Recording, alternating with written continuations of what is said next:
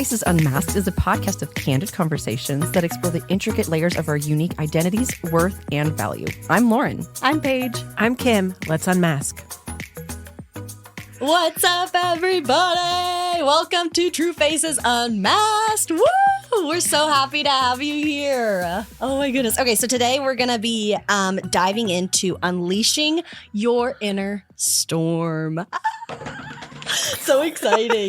So we're going to dive deep into this, but if you guys have any comments, any questions, just make sure you're putting that in the comments below. We love hearing from you all. So without further ado, unleashing your inner storm. Mm-hmm. I can go ahead and start unless one of you are ready to jump in. Well, I mean, how many of you have ever, just had a little prick on your emotions? Like, nothing huge, just something little, but it unleashed so much more emotion than you thought was necessary. Oh. Mm-hmm. That was such a good way to start. Yeah. Does it sound like I'm speaking from experience? Because I am. So that is my question. I'll answer a little bit. I tend to be somebody who I don't like to feel emotions. I am really good at taking them, pushing them down, and then pushing them down some more, and then maybe a little bit more, just so I don't have to feel them. Mm-hmm. But then, this is the dangerous part of it. I don't think this is ideal, but it's what I do. Then something can come along that isn't a big deal and essentially pop that balloon, right? Mm-hmm. So the tension's broken, and then there is an avalanche of emotions that then have to come out. It's like once you turn on the tap, that it's not being turned off till it's empty. Yep. You know what I mean? Yep. And so that I definitely relate to that you're talking about, because that happens to me all of the time. Do I think it's healthy? I don't. But I also haven't gotten to a point of being able to, I don't know, deal with it in a healthy way or in a productive way. Yeah. Maybe, Yeah, I understand. Almost like, do you feel like when you hit that point, it's almost like, okay, I got to take the day off, or I got to take the rest of the day off, kind of, because it gets to that point?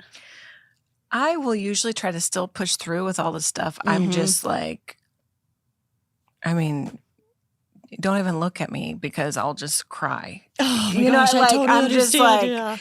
again, the tap has been turned on and it's coming out. And so it's the tender parts are on the outside, essentially. Yeah, so it's almost like, from what it sounds like, it's like you push it down, it comes out, but then you push through it, and then it's just a revolving door, because then it's like you push through it, you get the emotions sort of out, but then you still push them down, So it's just like, oh, I totally understand, though.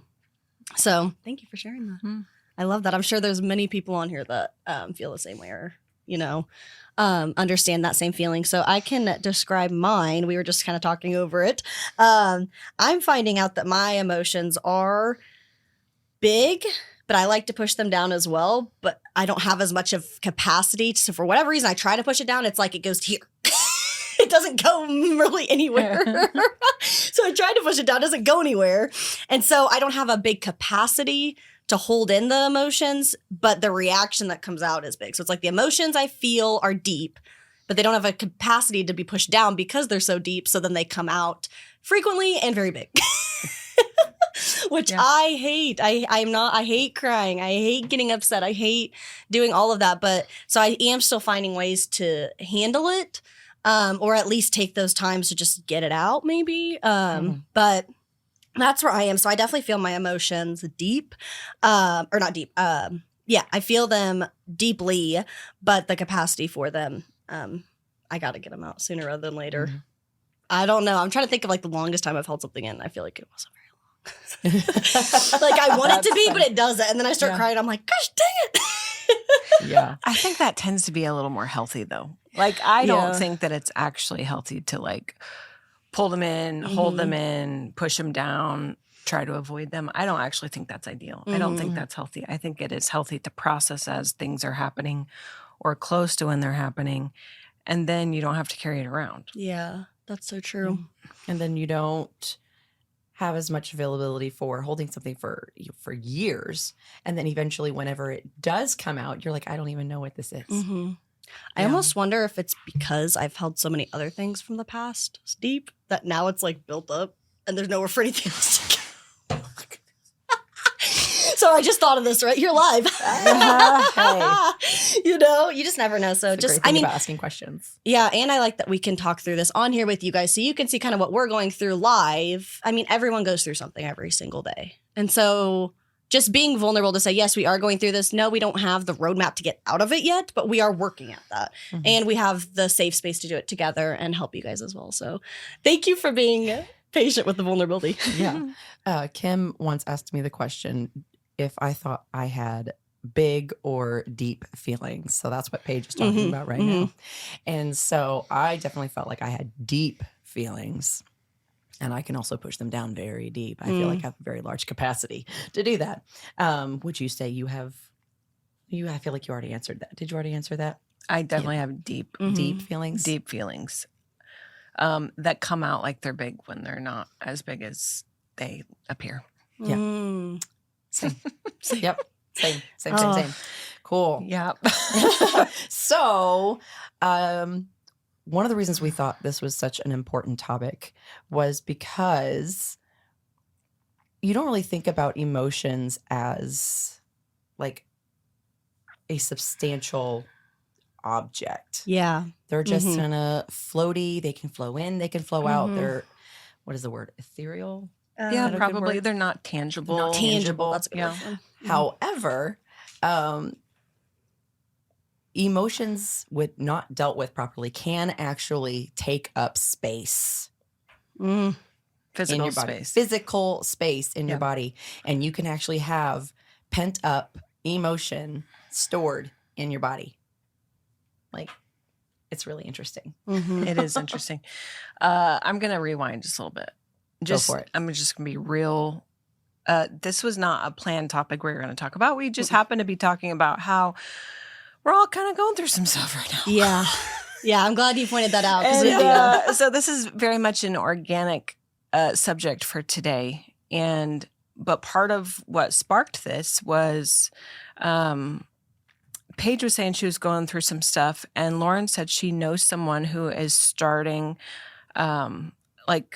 counseling to help people with releasing Pent up emotions. Yeah. Yeah. Like And so then we emotional kind of talked about some other things that we know of that also do that as well.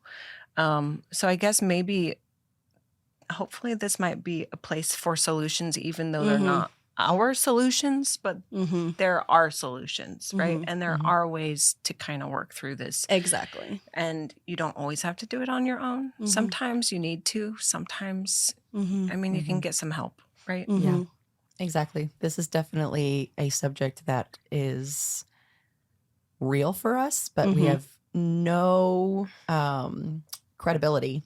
As in, like, we don't have any like training. Sure. Where everything we say, take it to the Lord. That's all I mean to say. I mean, yeah. We have ideas, we've heard of things, we have things that we want to try that are really interesting, but take it all back to the Lord. Yeah. Because this is in no way everything we've implemented into our lives is something we've learned from someone who has the knowledge, like, podcast, motivational stuff.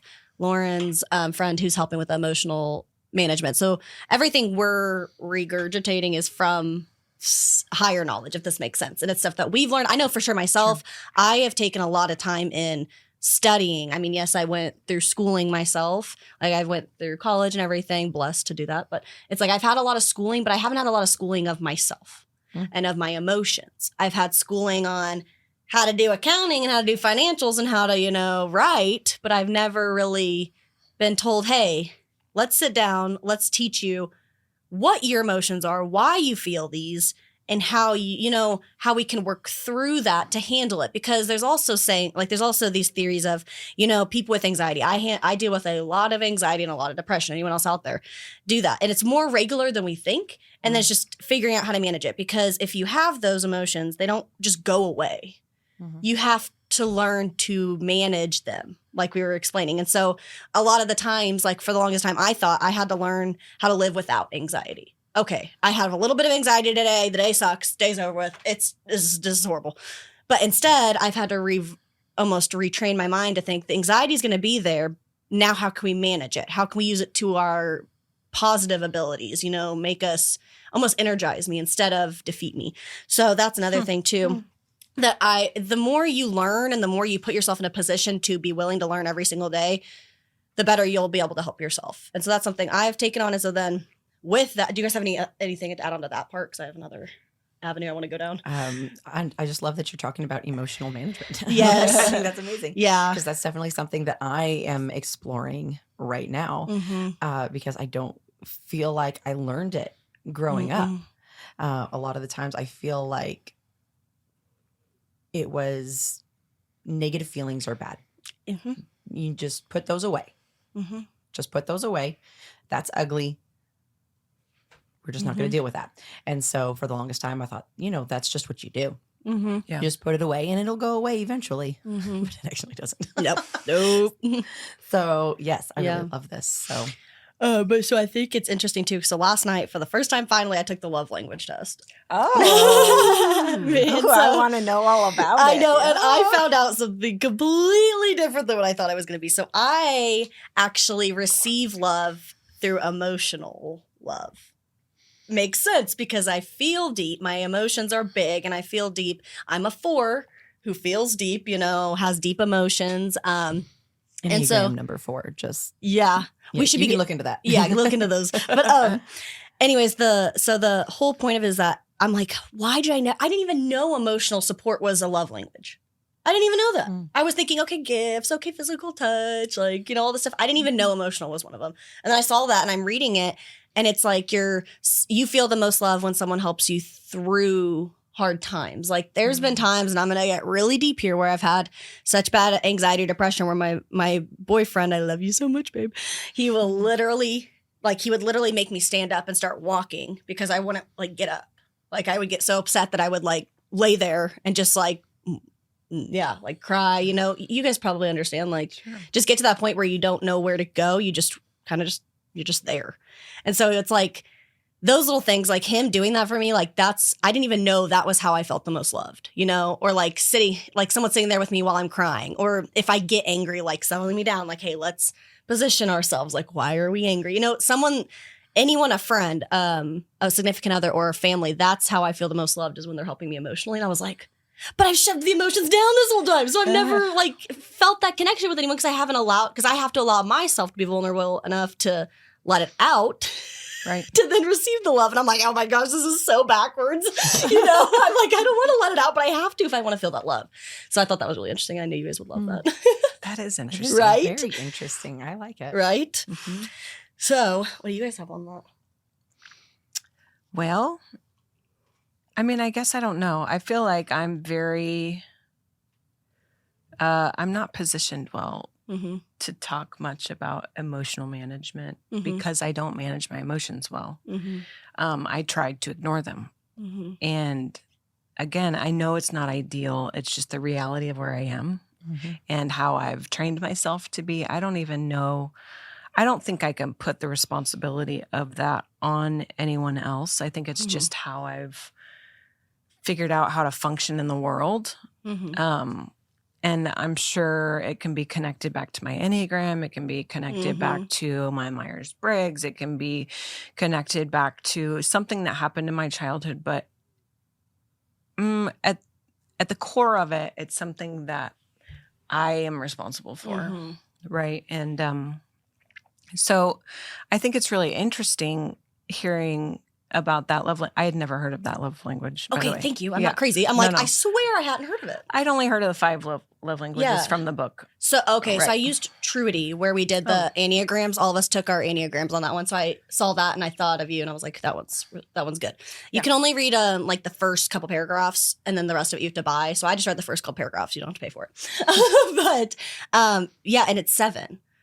And so I didn't know that. I didn't even think of that. I was like, I've only heard of the 5 too. So I was interesting. I wonder what the other one is. What is it? It's physical touch, acts of service, gifts, words of affirmation, quality time. Okay, so now we have emotional. So and what's the 7th one?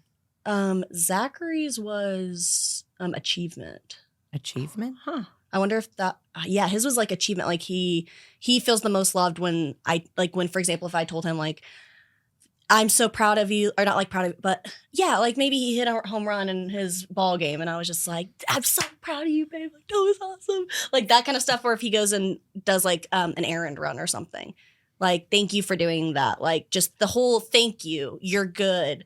Like I'm proud of you. Those kind of like the achievements of just hearing that, like you're worth it, pretty much. Sure, like a worth. So does that not fall under? It might fall under affirmation. Yeah, that's what it sounds like. But maybe Trudy was using different language because I don't know if there's copyrights or trademarks or something on the 5 Love Language, because it was a book. I don't remember who wrote it, but it was years and years ago. But either way, yeah, I was, and it shocked me because I was like, emotional literally fits me perfect.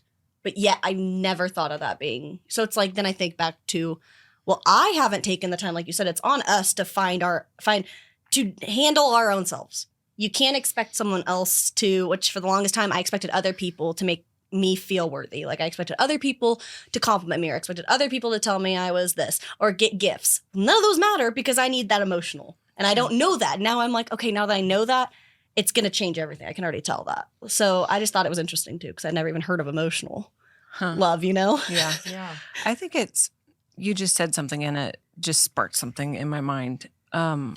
So with the whole idea of kind of taking responsibility for how you manage your own emotions, like no one else can do that for you, right? This has to be very much a personal thing, and it has to be catered to who you are. But also, I just kind of want to address, and this has been driving me crazy lately, so I'm just going to say it. Yay! Like well, you made me mad. Well, you made me lose my crap. Well, you made me, well, you annoyed me. Right. Well, whose responsibility is that stuff? You know what I mean? And are you actually relenting that authority in your life to someone else to be able to dictate whether you're happy or sad or mad or glad or any of those things? And I think sometimes there's a shift in mindset and paradigm and just the way that you look at things that can make such a huge difference. And I know I said I'm not good at emotional management, but I am good at taking responsibility. That is the first step. Okay, that is the first. Well, I was gonna say, because you have so much knowledge on, like, I almost feel like you have so much knowledge. You're so wise.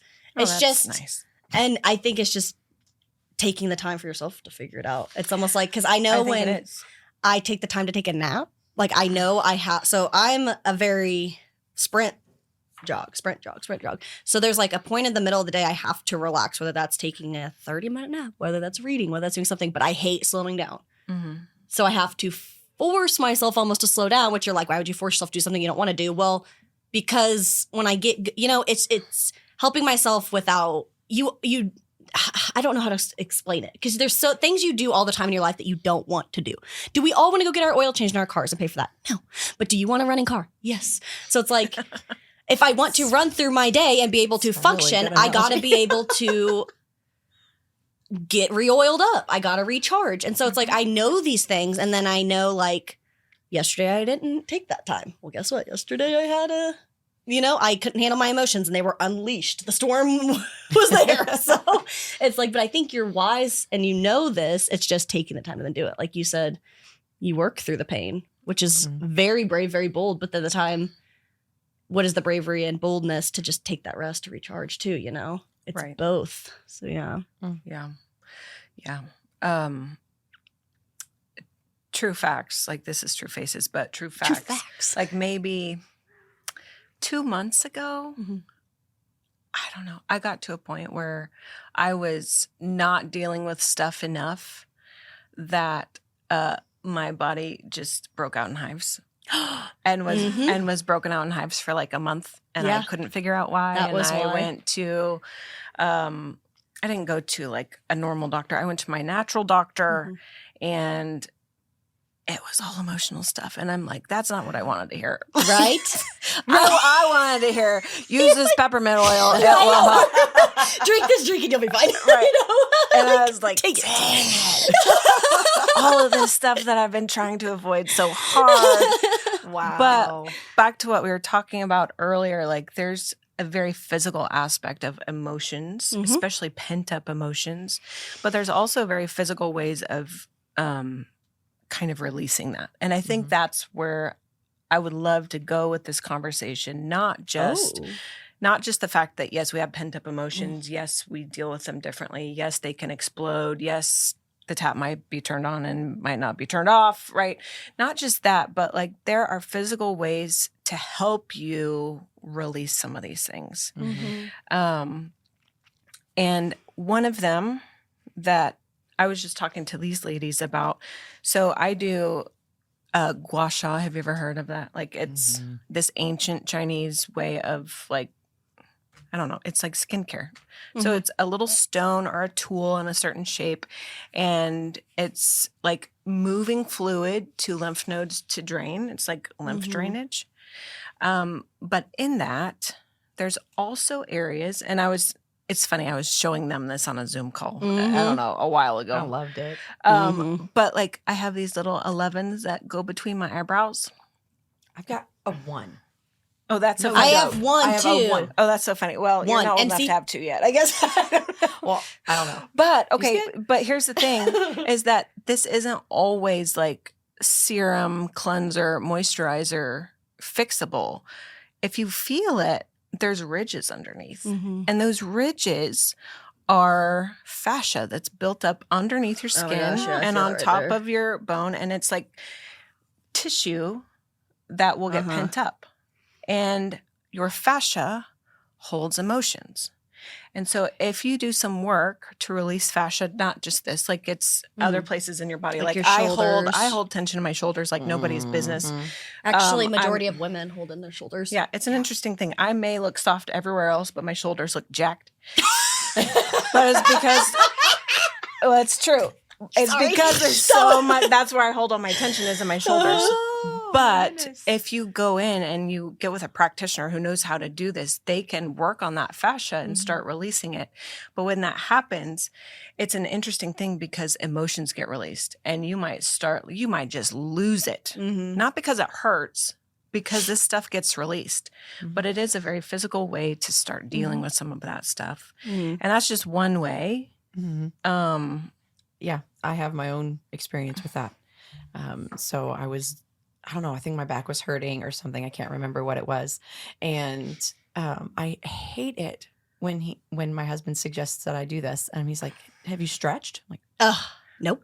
Why are you giving me such practical solutions? I know. I'm over here complaining. It's like, have you had water today? No. No. Have you stretched? No. Isn't it funny though how I don't want to get too off subject, but isn't it funny how like the males give us the like easiest solutions and you're just like, I know it's really annoying. thank you, males, we do At love this, you. I know. It's like, we need you because apparently we don't think about doing these things ourselves. But he was like, I finally gave in. Like, fine, I will stretch, and he helped me get into a certain stretch because he actually has taken some yoga training courses where he can actually teach people yoga, and so he was helping me get into a position, like he even like kind of pushed my body into it further. And then I just started sobbing. It was the weirdest, most uncomfortable thing ever. I'm like, I'm in front of my husband. Like I should be able to just cry. But at the same time, it's just like, I had no reason for it. So it's just like, I was just like sobbing and I had no idea what was going on. It was just crazy because it wasn't hurting. I'm like, it was tight. I mean, it was releasing and somewhat uncomfortable, but at the same time, like, just releasing. And I was just, oh my goodness. But even in that moment, I was still trying to Hold it bring in. it back in. Yeah. Right. You're like, Like, it's coming out. hold it together. Hold Right. it together. Mhm. Yeah. I think that's interesting. I keep getting all of these. I don't know, the algorithm must know that I have emotions to deal with. But I keep getting things for somatic stretching. Started getting some of those too. Right. Yeah, And that's but I what ignored them, so they went away. you pushed them down and then they didn't come back up. They will now. They They're- really will I mean, now. my phone's here. It's listening. Oh. But the somatic workout stuff, that stuff is all based on some of this too. Like it is very widely and commonly known that when you do this, it's going to release stuff. You may be sitting in a pose that is not uncomfortable at all and just lose it. But again, it's another way to kind of work through that stuff. And so I think it's interesting. I don't know much about yoga. I had this whole religious thing around it for a while, and I've come out of that. But like, so it was very much like touch me not for a while. And so I just don't know much about it. But I think some of the somatic stuff has to come from yoga, right? Well, yeah. I don't even know if it was specifically a yoga pose, but it was just stretching just in general. Yeah. Well, because everyone holds tension or emotions differently now. We're finding we are bringing it to the light that if you do pile the emotions up, they physically build. Right. And so I know, like I've done yoga for a while now with my training I've done, but I know that the whole thought process of yoga is to do the meditation, like to get in that point where you can slow yourself down to then release. But I mean, everyone holds it differently. Like women, mainly women, and I know this, I don't know about men, but mainly women hold it in our shoulders and our hips. I can definitely feel it in both. I don't That's know why about we you have guys. the hourglass figure. Yeah. But literally, like, so that's like there's specifically like yogas you can look up on YouTube, like for your hips or for your shoulders. And like there would be stretches I would do, like even just sitting there crisscross, which I can crisscross in here, but like crisscross, and like you would like just do this or do this. And it's like sometimes it's so tight. And I'm like, like right there, I'm like, oh my gosh. Like that right there is probably stress because I can feel it in my head. And so what's funny too is male wise, I don't know if Zachary, I know, holds it a lot in his neck. And so he had one of someone he knew that was a chiropractor work on him at practice the other day. And the chiropractor was feeling his neck and he was like, okay, get ready. And he like popped his neck and he was like, oh my gosh. Like he felt like, he was like, it was crazy. He didn't know how to explain it. He was like, no emotions came out, but the feeling. And he was like, and the chiropractor was like, yeah, you needed that done for a while. And I was like, that's crazy to hear that from a chiropractor saying like, you've had so much built up something. And just that, like, just the readjusting of it too. Like, that's crazy to me. As I was like listening to you guys, I was trying to think of how how do I release my emotions? I think I do a lot of it through meditation. Honestly, I've been practicing meditation a lot lately, and it's just 10 minutes, one time a day for 10 minutes. And I have a little app I use. Again, it's one of those things I know I need to do every day to reset my mind. Because yes, I know I feel the tension physically, but my mind is so powerful. I can never shut it off. So when I can find those 10 minutes of a guided meditation, it's just 10. I tell myself it's 10 minutes. All you gotta do is sit there with your eyes closed and breathe for 10 minutes. And I've just found these different ways to actually relax myself. But when I do that and I open my eyes after the timer's done, I'm just like, it's like, wow, that really helps. So I know that's something I've been doing lately. And I really think that has helped the emotions. Granted, there are times it's still built up. So maybe there's something on top of that I would need to do to help. But yeah, I feel like that's kind of how I release mine. There's also other ways, but I don't know if I can say them. So I'm like, I don't think I should say that, but it's a fact of how it's released. So I don't think I would say Use your imagination, y'all. Yeah, I was like, you guys can use your imagination on that one. But it is a scientific fact of releasing emotions. Yeah. So, So yeah, I was definitely relating to us, storing stress in our shoulders as women. I even remember one time in, oh my goodness, I think this was like elementary school or early high school. Someone came up to me, like I was just talking, like I wasn't like in like any stressful situation. I was just talking, and some guy came up behind me and just like decided to scare me. Oh my God. And he put his hands on my shoulders, and he was just like automatic, like he's frightened me a little bit, but not crazy. But he automatically was like, your shoulders are so tense. And I'm like, in like middle school. Yeah. I'm like, well, did I say as a child I didn't feel my emotions? Yeah. You're just like, I don't know. So but that's I didn't have my negative crazy. emotions. So I was looking on here where men store their emotions because I wanted to know. Yeah. I mean, they're all over. Neck, pelvic muscles, hips, stomach, face, voice, and throat are the big ways that men store their emotions. That makes sense. Or their stress. Oh, there you go, man. Yeah. Yeah, that makes sense. I don't know if it's the same for women. I didn't look it up, but I just thought that was interesting. Yeah, no, that's That really is interesting.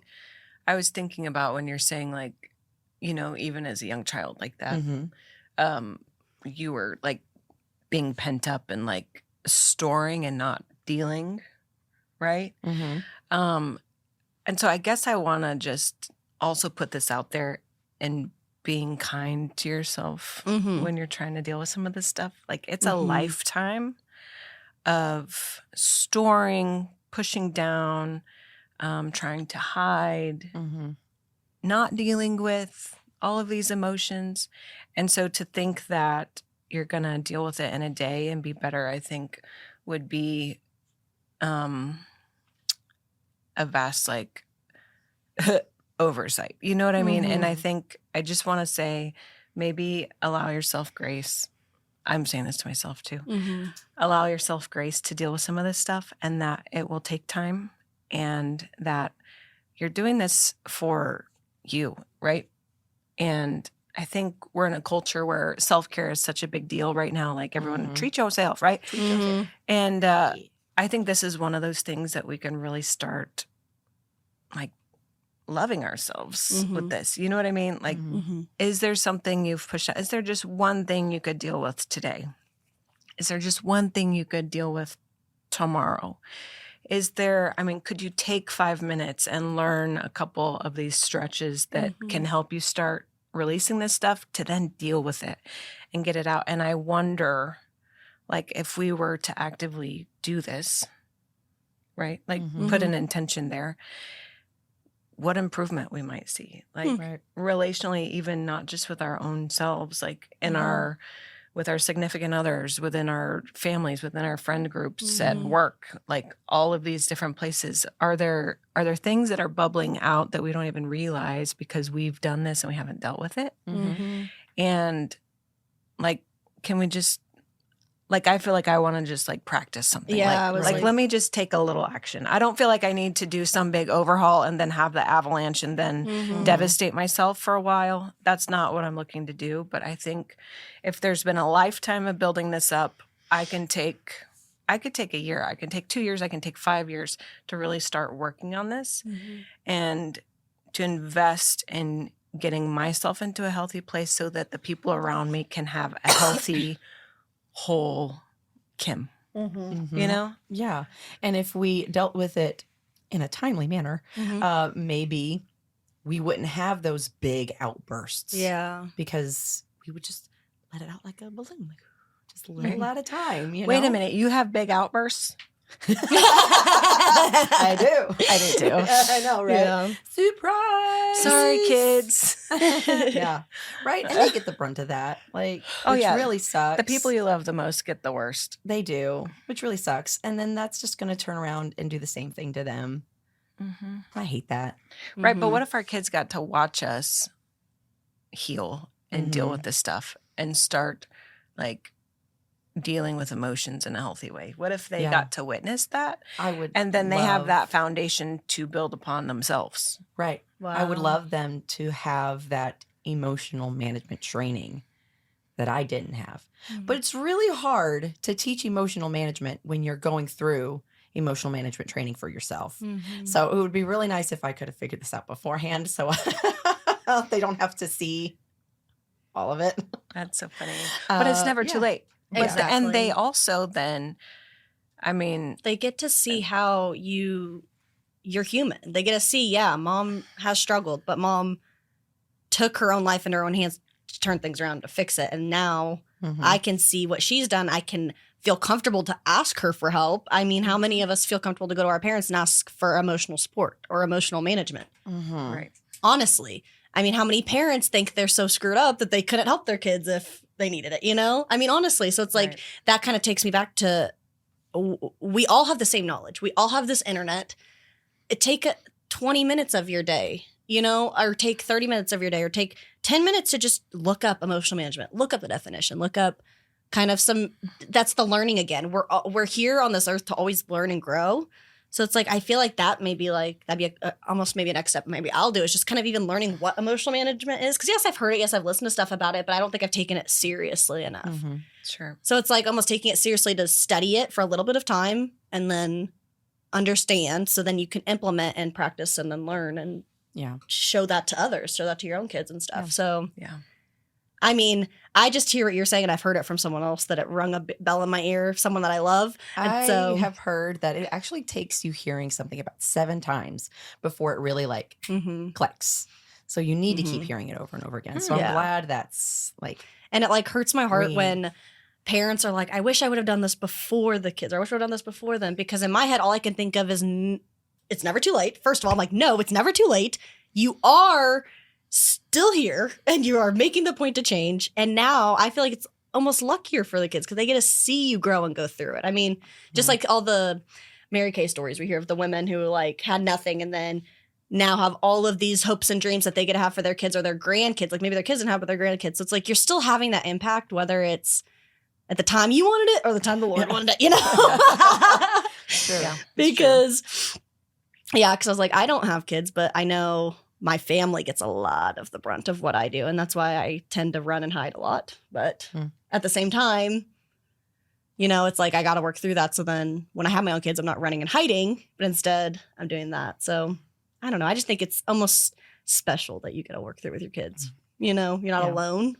But at the same time, I know you want to be the best you can for them, but you still get to learn with them and show them like it's okay to be vulnerable. It's okay to be a human being. You know, that's exactly what I was going to say. All we see all the time is how it's not okay to do that, or not okay to say, "Hey, I'm not okay.